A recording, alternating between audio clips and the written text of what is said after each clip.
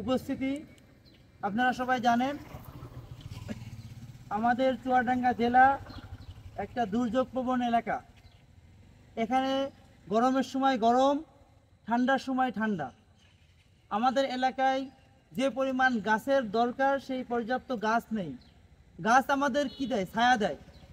গাছের মাধ্যমে পরিবেশের ভারসাম্য রক্ষা হয়, তাপমাত্রা নিয়ন্ত্রণে থাকে।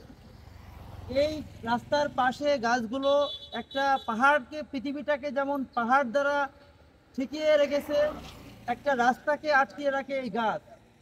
এই গাছগুলো যখন কাটা হয়েছে, আমরা 2 দিন আগে আমরা যখন দেখতে পেরেছি এখান থেকে গাছ কাটা হয়েছে, আমি শুরুতেই সেটা তদারকি করেছি, বিষয়টা জানার চেষ্টা করেছি আসলে এখানে কি বিষয়ে গাছগুলো কাটা হয়েছে। গতকালকে আমি আলমডাঙ্গা থানার ওসি, ওনার সাথে আমি দেখা করেছি। ওনাকে বলেছি, ভাই কেন গাছ কাটা হয়েছে এই বিষয়ে জানেন না? উনি বলছে, ভাই আমি জানি না। তারপর টিওনো সাহেবকে ফোন দিলাম, উনি আমাকে বললেন যে জেলা পরিষদ থেকে একটা টেন্ডার নিয়ে গাছ কাটা হয়েছে। ডিসি মহোদয়কে আমি ফোন দিলাম, উনি বললেন যে আমি সঠিক বিস্তারিত জানি না, ফাইল দেখে বলতে হবে। সঠিক তথ্য পাইতে হলে আমাদের উপজেলা যে চিফ ইঞ্জিনিয়ার এলজিআরডি উনি বলতে পারবেন।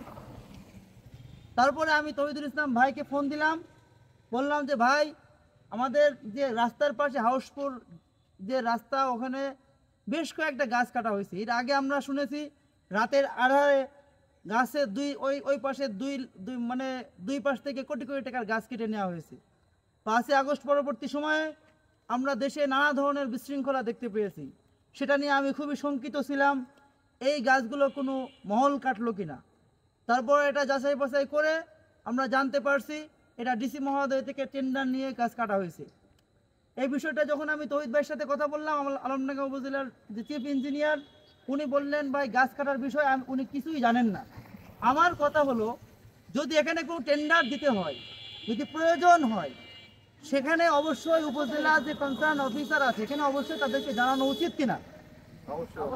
তাদেরকে না জানিয়ে এখানে কতটুকু গাছ প্রয়োজন কি না প্রয়োজন সেটা ইনারা স্থানীয় পর্যায়ে যারা আছে তারা বলতে পারবে, কিন্তু উনি জানেন না।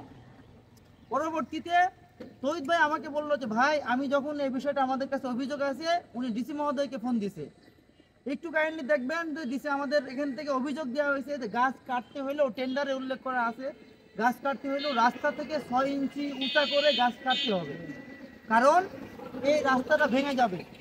এই যেভাবে গাছটা কাটা হয়েছে একবারে প্রায় 10 ফিট গভীর হয়ে গেছে। সেখানে টেন্ডারে উল্লেখ করা ছিল গাছ কাটার পরে এখানে যদি কিছু মাটি থাকে মাটি ভরাট করে দিতে হবে। প্রত্যেক দিন এখানে বৃষ্টি হচ্ছে। কিছুদিন আগে এই রাস্তাটা করা হয়েছে। আমাদের যে উপজেলার যে চিফ ইঞ্জিনিয়ার উনি বললেন যে ভাই এই রাস্তাটা আমার সম্প্রসারণ করার আগে যদি করতো সেটা আমার জন্য খুব দরকার ছিল, এখন আমার এই রাস্তা সম্প্রসারণ হচ্ছে না।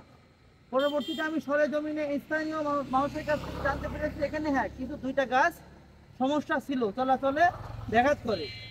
ইস্যু হলো এক, যে যেগুলো সত্যিকারের অর্থেই রাস্তার চলাচল বাধাগ্রস্ত করে সেটা কাটলে আমাদের কোনো সমস্যা নাই।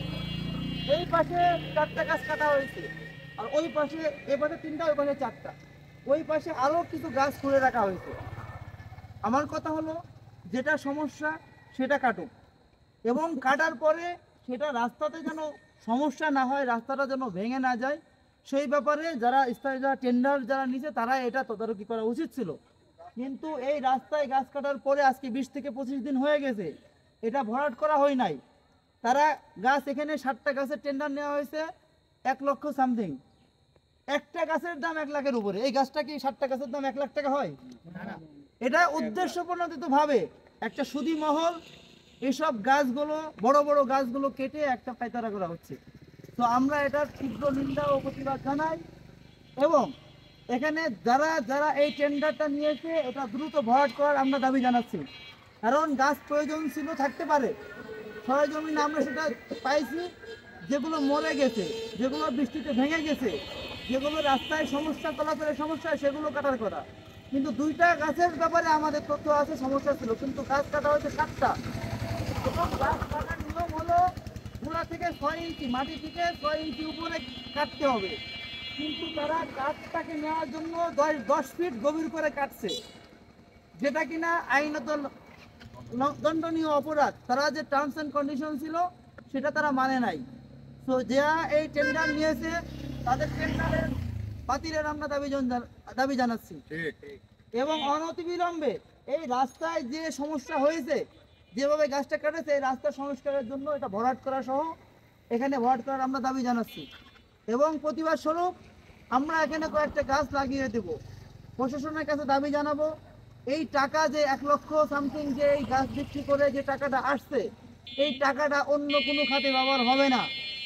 গাছ কাটছে, গাছের জন্য যে টাকাটা আসছে টেন্ডারের মূল্যে ন্যায্য মূল্য না পাইলেও যতটুকু মূল্য পাওয়া গেছে এই টাকা দিয়ে গাছ কিনে আমাদের আশেপাশে যে জায়গাগুলো আছে সেগুলোতে গাছ লাগানোর দাবি জানাচ্ছি। এবং অনতিবিলম্বে এগুলো কার্যকর করতে হবে। একটা উদ্দেশ্য মহল কিছু কিছু আছে যারা একটা সুযোগ পাইলে, একটা সমস্যা আছে একটার নাম করে 5টা কাটবে, সেটাকে আমাদের প্রশ্রয় দেওয়া যাবে না। আমাদের গাছ আমাদের বন্ধু, একটা কাটলে 3টা গাছ লাগানোর নিয়ম, সেটারই প্রতিবাদ হিসাবে আজকে আমরা কিছু গাছ লাগাবো। এবং আমরা এই গাছ থেকে এই টেন্ডারের মাধ্যমে যে টাকাটা আসছে সেই টাকা দিয়ে অন্য কোনো কাজে না লাগিয়ে গাছ কিনে আশেপাশে যেখানে গাছ লাগানোর জায়গা আছে সেগুলো ব্যবস্থা করবে। যদি সরকারের পক্ষ থেকে যদি তাদের কোনো লগবল বা তাদের যদি কোনো না থাকে আমাদেরকে জানাবে, তারা ফান্ড দিবে, আমরা আমাদের দায়িত্ব পালন করব। সরকার যদি ব্যর্থ হয়, সরকার এখান থেকে অন্য কোনো তার এখান থেকে আসে না, এখান থেকে এই টাকা নিয়ে তারা অন্য জায়গায় ভাগ বটোয়ারা করে খাবে। যেহেতু রাস্তার গাছ বিক্রি করে এখানে প্রয়োজন ছিল 2টা কাটার, সেই জায়গায় 7টা কাটছে। এবং এসজিআরডি এখানে জানে না, রাস্তার সম্প্রসারণের কাজ হয়ে গেছে, এখন এই গাছ কাটা কেন সম্প্রসারণ। আমি এসজিআরডি যে উনি দায়িত্বশীল ছিল বুঝলি ভাই, এটা যদি আমার রাস্তা সংস্কারের আগে কাটতো আমি আরো ভালোভাবে কাজ করতে পারতাম। রাস্তা হয়ে গেছে, এখন সংস্কারের এখন তারা গাছ কাটছে।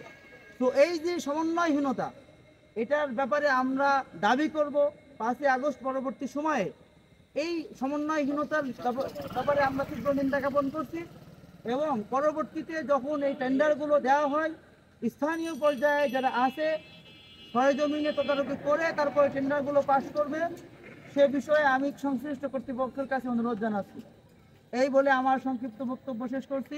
খুবই স্বল্প সময়ে আপনারা যারা এখানে উপস্থিত হয়েছেন সবাইকে ধন্যবাদ জানাচ্ছি। এবং আমাদের পরবর্তী কর্মসূচি যে বৃক্ষরোপণ কর্মসূচি, এখানে যেখানে গাছ কাটা হয়েছে সেটার কাছাকাছি আমরা গাছটা লাগিয়ে আজকের প্রোগ্রাম এখানে সমাপ্ত করব। সবাইকে ধন্যবাদ।